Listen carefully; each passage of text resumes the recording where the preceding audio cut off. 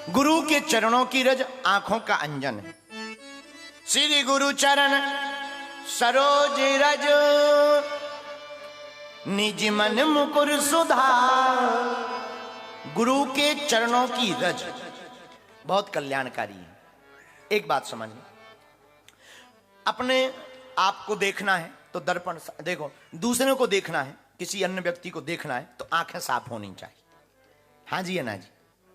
दूसरे को देखना है तो आंखें साफ होना चाहिए, लेकिन खुद को देखना है तो आंखें और दर्पण दोनों साफ होना चाहिए।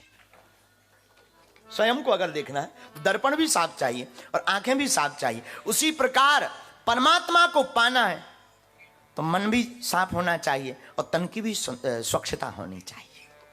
अच्छा, मन ठीक कैसे होगा? गुरु कृपा से। गुरुपद रज मृदु मंजुल अंजन। गुरुदेव की चरण की रज जिनके मस्तक पर लग जाती है उनके सौभाग्य जग जाते हैं।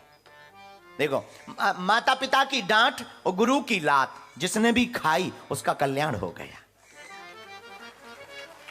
गोस्वामी तुलसीदास जी जिन्होंने रामायण लिखी उनकी ही सुनो। चित्रकूट के घाट पर गोस्वामी श्री तुलसीदास जी विराजमान चित्रकूट पर, आंखों में आंसू भरकर रो रहे हैं। रो क्यों रहे? राम जी नहीं मिले, राम जी नहीं मिले इसलिए रो रहे हैं। हाथ में चंदन लिए, चंदन घिस रहे हैं। उसी समय चित्रकूट के घाट पर भई संतन की भी, तुलसीदास चंदन घिसे तिलक दे रघुवीर। राम जी प्रकट में, बाबा हमको भी चंदन दो। तुलसीदास जी बोले भाई और भी पंडा है, उनके पास जाओ, उनसे चंदन ले लो, हमसे मत मांगो, हम तो परेशान हैं। तो राम जी ने पूछा कि बाबा परेशान क्यों हो? बोले हमारे प्रभु हमें मिल नहीं रहे। अच्छा, आपके प्रभु आपको मिल, कौन है आपके प्रभु? बोले श्री सीताराम जी। अच्छा, राम जी ने पूछा बाबा आपके प्रभु इतने कठोर हैं जो मिल नहीं रहे? बोले नहीं नहीं नहीं, कठोर नहीं है, करुणा निधान सुजान शील स्नेह जानत। वो तो करुणावान है, बहुत करुणावान है, फिर मिल क्यों नहीं रहे? अरे हम में ही कोई कमी रह गई होगी। तो बाबा चंदन देने में क्या दिक्कत है? देखो ये चंदन ठीक नहीं है, खराब है। क्या खराबी है? हमारे आंखों के आंसू की बूंद गिर गई। राम जी बोले फिर तो यही चंदन बहुत अच्छा है। बोले क्यों? बोले इसमें भाव के आंसू थे, भक्ति के आंसू थे, हमें तो यही चंदन प्रिय। लेकिन हनुमान जी देख रहे हैं कि राम जी खड़े हैं और गोस्वामी जी बात कर रहे पर पहचान नहीं पा रहे। और कई बार ऐसा होता है कि वस्तु सामने होती है और व्यक्ति सामने होता, पर व्यक्ति का परिचय पता ना हो तो मूल्यवान व्यक्ति भी हाथ से छूट जाता है। अच्छा, उस मूल्यवान व्यक्ति के परिचय कराने का काम ही गुरुदेव का है। गुरु की आवश्यकता क्यों है? भगवान है तो हरि व्यापक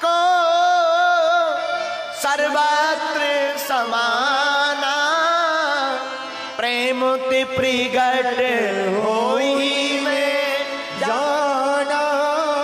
भगवान तो सब जगह है, लेकिन गुरुदेव की जरूरत क्या है? गुरुदेव परमात्मा का परिचय कराते हैं। जैसे आंखों में मोतियां बिंद पड़ जाए, मोतियां बिंद, तो क्या करते हैं हम लोग? डॉक्टर के पास जाते हैं, चश्मा लगाते हैं, दिखाई देने लगता है। हाँ जी या ना जी?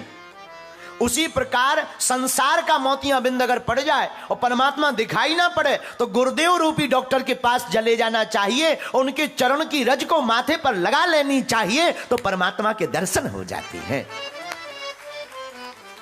इसीलिए गोस्वामी जी वर्णन करते गुरुपद रज मृदु मंजुल अंजन, अनयन अमीय दृग दोष विभंजन। इसीलिए गुरुदेव के चरणों की रज। तो गोस्वामी जी रो रहे, राम जी सामने खड़े, तो हनुमान जी ने क्या किया? तोता का रूप धारण किया। अरे तुलसी तुलसी तुलसी, चित्रकूट के घाट पर बैठा क्यों तू रोता, बनकर आए हनुमान जी वहां पर बैठे तोता। तोता बनकर आए हनुमान जी और क्या बोले? चित्रकूट के घाट पर भाई संतन की भीड़। तुलसीदास जी और तुलसीदास चंदन घिसे तिलक करे रघुबीर।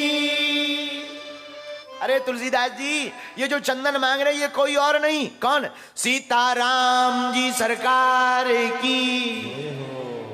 आहा, तुलसीदास जी ने जैसे ही सुना तुरंत राम जी के चरणों में गिर गए। उसी दिन के बाद हनुमान जी को अपना गुरुजी मान लिया। क्यों? क्योंकि परमात्मा का परिचय तो महात्मा ही कराता है। तो गुरु की चरण रज क्यों आवश्यक और गुरु होना क्यों जरूरी? परमात्मा का परिचय कराने के लिए गुरुदेव की जरूरत है। इसलिए रामायण में मध्य में गुरु की वंदना और रामायण का प्रारंभ भी गुरुदेव से है। हम तुमसे भी कहना चाहते, तुम्हें परिचय ना हो रहा हो, आंखों में वासना का, कामना का, संसार का मोतियां बिंद पड़ गया हो तो घबराना नहीं है, अपने मन को विचलित नहीं करना, किसी गुरुदेव की छत्र छाया को पकड़ लेना। गुरुदेव आपके मोतियां बिंद का ऑपरेशन अपनी भगवत कथा से कर देंगे और आपको परमात्मा की प्राप्ति हो जाएगी।